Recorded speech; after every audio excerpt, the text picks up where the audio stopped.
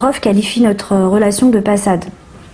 Ok, tout est relatif dans le sens où moi personnellement, quand une personne me demande d'arrêter mon métier ou me présente à ses parents, son père et sa mère, que on me demande de plus fréquenter des amis dont il ne supportait pas, qu'il me demande de déménager d'Alfortville, de déménager de chez moi pour par la suite emménager chez lui, qu'il fasse en sorte de me faire un permis parloir auprès de son avocat afin que je puisse aller le voir, que sa maman vienne me rejoindre plus près de chez moi, enfin carrément dans mon immeuble afin d'être plus près de moi étant donné que Rof était souvent à la maison. Bah, si on peut qualifier ça d'une passade en 4 ans, de 2005 à 2009, bah pourquoi pas. Quand on dit des mensonges sur mensonges, de la diffamation, des choses inadmissibles, mais pas pour moi. Moi, ça y est, j'ai grandi, c'est pour le petit. C'est un bébé, il a 4 ans.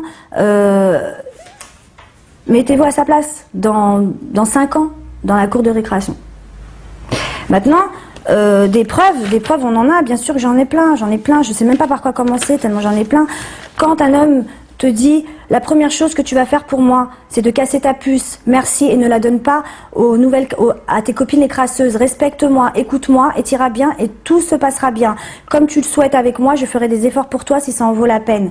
Je veux dire, ça c'est des lettres qui m'écrivait de Fresnes, où j'allais le voir au parloir toutes les semaines, où d'ailleurs tous les prisonniers de Fresnes et tout le monde était choqués se demandaient ce que je faisais là, parce que c'est vrai que moi j'étais pas trop dans ce milieu-là, la prison, tout ça, moi j'étais dans mon petit milieu, j'étais tranquille, je connais pas les problèmes de justice, tout ça, et j'arrive là j'ai fait beaucoup d'efforts pour lui, c'est-à-dire que j'ai été le voir en prison, j'aurais pas été le voir en prison, c'était une passade, quoi. Je veux dire, faut arrêter avec ça.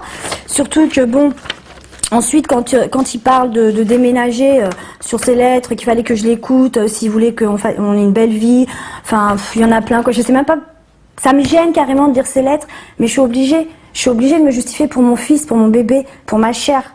Il voulait m'éloigner de tout le monde. Il était très jaloux, très possessif. Il a même pas accepté il acceptait même pas que je parle avec son frère. Regardez, je vais juste vous dire un petit exemple. Il y a un moment où il me dit dans sa lettre, moi j'ai été choquée, mais bon j'ai accepté parce que quand on aime, la femme connaît quand on est amoureuse. Il me dit, quand tu parles à mon frère, sache bien que c'est mon petit frère, donc ton petit frère aussi. Demande ce que tu veux quand je suis pas là. Il monte pas à la maison, tu le vois dans la rue vite fait, tu descends toujours et c'est lui qui se déplace et pareil limite. Tes propos, c'est le respect, t'es pas sa grande amie. Si quelqu'un te dit qu'il me connaît, tu traces direct, t'es plus une gamine, t'es une future maman, te rabaisse pas, sinon tu me rabaisses aussi. Donc voilà pour la discipline, c'est mes principes que tu dois respecter. Ok chef, si tu veux être ma femme et que ça dure Inch'Allah, je devrais sortir début septembre ou fin août, si Dieu veut, on va bouger un peu de Paris, fais tes prières pour protéger ta petite tête, notre petit-fils, et demander à Dieu pardon, et aussi pour que ça se passe bien entre nous, sinon ce sera la guerre, tu me connais. En ce qui concerne le passage où il dit que je l'ai prévenu à 3 mois et demi de grossesse, pathétique, mais je sais même pas comment il fait pour arriver à mentir comme ça. Ou à se regarder. J'ai su que j'étais enceinte fin mars. Je l'ai su par mon médecin fin mars. Je lui ai annoncé fin mars, c'est-à-dire j'étais enceinte d'1 mois et demi, pas 3 mois et demi. On est d'accord. J'ai les preuves, comme j'ai tout, j'ai les échographies, j'ai tout ce qu'il faut. Son producteur, à l'époque, je ne dirais pas non, est témoin. Je ne sais même pas comment il fait d'ailleurs pour laisser passer des mensonges tels que ça. Même son entourage, son frère, tout le monde est au courant de la réalité des choses. Et franchement, ça me fait mal au cœur qu'ils utilisent ça juste pour un buzz, parce qu'on est en période de promo, parce que c'est le mécanisme de la télé, parce que monsieur n'a plus de maison de disques, parce que monsieur il est tout seul. Maintenant, c'est dur pour lui de faire un buzz, de faire ça sur la mère de sa chair. C'est juste, les gens rigolent quoi. La réaction de Rof quand je lui annonce que je suis enceinte, il est choqué parce qu'il se dit, je t'avais dit. Il me répète, je t'avais dit qu'il fallait faire un mariage religieux. Tu m'as pas écouté. Regarde maintenant, on va se retrouver dans une situation où t'es tombée enceinte, où on n'a pas fait de mariage religieux, où personne de ma famille a adhéré. Donc moi, ce qui s'est passé, c'est vrai que j'étais un petit peu mal aussi parce que dans notre religion, on doit faire un mariage religieux. Donc je lui ai dit, bah on n'a qu'à le faire. Il m'a dit, d'accord, mais t'arrêtes tout de suite la méthode Coué. On était au mois de mars. J'arrêtais la méthode fin juin. J'avais un contrat jusque fin juin. Moi, j'ai le sens de l'éthique. Moi, Koé, il a fait beaucoup de choses pour moi. Il était hors de question que je laissais tomber Koé en plein milieu de l'année. Ça, c'était impossible. J'ai des principes par rapport au travail.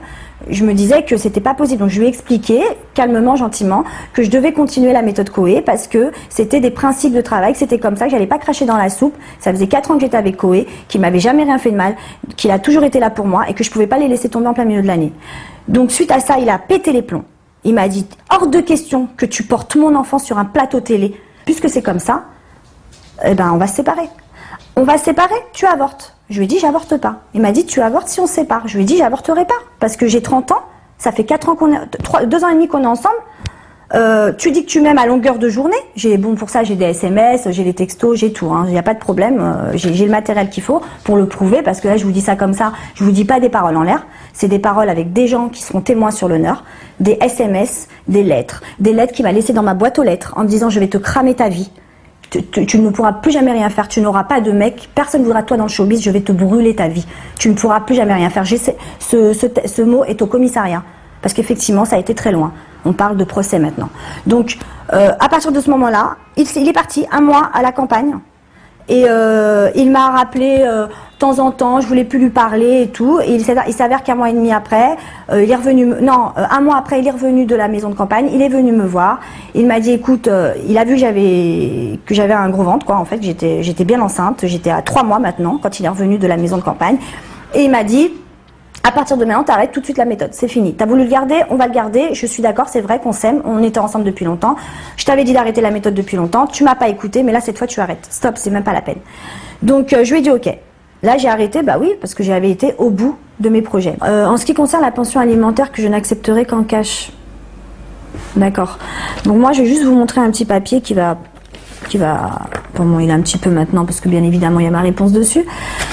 J'envoie une voisine lui mettre dans sa boîte aux lettres, une voisine parce qu'effectivement moi je ne vais pas en bas de chez lui, je n'ai jamais été en bas de chez lui, je ne vais pas en bas de chez lui depuis 2-3 ans maintenant. Donc j'ai envoyé parce que j'avais des gros soucis d'électricité, j'étais vraiment pas bien, j'avais du mal à payer la cantine à Caïs, ma maman n'était pas là, donc j'étais vraiment en galère et malheureusement avec tout y est passé, j'avais plus d'argent. Donc ce qui s'est passé c'est que j'ai envoyé ma voisine lui mettre un mot dans sa boîte aux lettres afin qu'il puisse avoir du cœur et comprendre que là ça n'allait pas du tout, que même si pendant 2 ans et demi, j'ai rien fait, je l'ai pas envoyé devant les tribunaux. Par rapport à ce courrier, je me suis dit, il va quand même avoir du cœur et pas nous laisser, pas laisser le petit dans cette merde-là. Donc, elle lui dit, bonjour Ousni, je viens te déposer le nouveau RIB pour la pension de Caïs parce qu'effectivement, mon compte avait été clôturé. Donc, je voulais lui demander de m'envoyer de la pension sur un compte sur la poste parce que j'avais plus de compte étant donné que j'avais des incidents de paiement sur mon ancien compte. Anissa n'a plus de compte, donc est-ce que tu pourrais lui envoyer sur ce compte un mandat, s'il te plaît, pour Caïs. Donc, suite à ça, on lui met, je me dis, bon non, même s'il y a la guerre, même si on se fait la guerre sur Facebook, parce que ça reste que Facebook, bon, moi j'ai fait une interview à Closer, j'ai pas parlé spécialement de lui, j'ai dit des vérités, effectivement il voulait me faire porter le voile, ça c'était vrai, donc je pensais pas que ça avait été aussi loin dans des histoires aussi graves. Et là il me renvoie, ce qui lui sert de femme et lui m'envoie. Alors elle me met, ton amie Maëva a fait beaucoup de mal à ma famille, alors porter plainte n'est rien à côté de ce qu'elle m'a fait. J'ai essayé en vain de la comprendre, mais son acharnement dans la méchanceté et la haine me dépasse. Mon mari a tout essayé et je constate qu'il a laissé passer trop de choses avec elle. C'est à présent une embrouille entre femmes que Maëva entretient chaque jour et je n'ai pas la patience de mon époux. Donc maintenant je ne suis pas une victime, qui vivra verra, c'est son choix.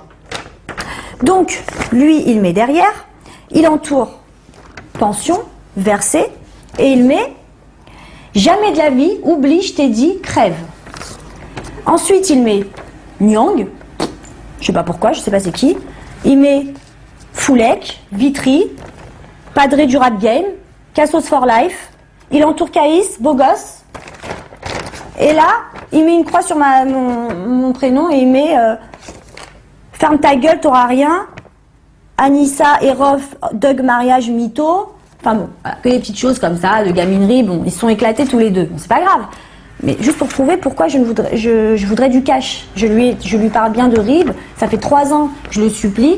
Alors comme on lui a fait pitié à un moment donné, il a envoyé, en fait, en 3 ans, il nous a donné 4 fois une pension sur mon compte. Donc, bien évidemment, on est en France, il y a des documents, j'ai mes relevés de compte, j'ai pas de compte caché en Suisse, moi, j'ai pas de compte caché, je sais pas où, moi. Donc, tranquille, j'ai rien à me reprocher. Donc, cette histoire de je sais pas quoi, en cash, en dessous, cette manipulation, c'est digne d'un film de Stephen King, c'est pas possible. Moi, j'avais un Suterov par rapport à cette histoire de pension alimentaire. Suite à ça, sa femme qui maintenant est sa femme, était une copine à moi. Quand j'ai su qu'elle était avec Ousni, j'ai envoyé un message sur Facebook et là elle m'a répondu, écoute, va au Resto du Cœur, va aux assistantes sociales, fais ce que tu as à faire. Ousni maintenant, je suis avec lui, je suis à Miami, en lambeaux, des enfants comme le tien, je vais pouvoir lui en faire 10, et tatati et tatata. Donc effectivement, là j'ai pété un plomb et j'ai commencé à partir de ce moment-là à les harceler, s'ils veulent appeler ça comme ça, sur Facebook, sur un seul compte, le mien, et j'assume totalement. D'ailleurs, je vais pas trop en parler parce que il y a des procès et le jour du procès, la vérité sera rétablie de toutes les manières. Quoi qu'il arrive, j'ai vraiment confiance sur ce coup-là, il n'y a pas de problème. Il est en train de faire toute une affaire d'État sur le voile. J'ai aucun intérêt à mentir sur le voile pour se couvrir les cheveux, ça me dérange pas du tout. J'ai aucun problème avec ça. Ce que je veux dire, c'est que moi, j'étais pas prête à l'époque. Au fait, j'avais oublié, tu m'as pas demandé de porter le voile? Ousladen, l'extrémiste, tu te rappelles? Qui avait raison. L'extrémiste qui avait raison. Ousladen.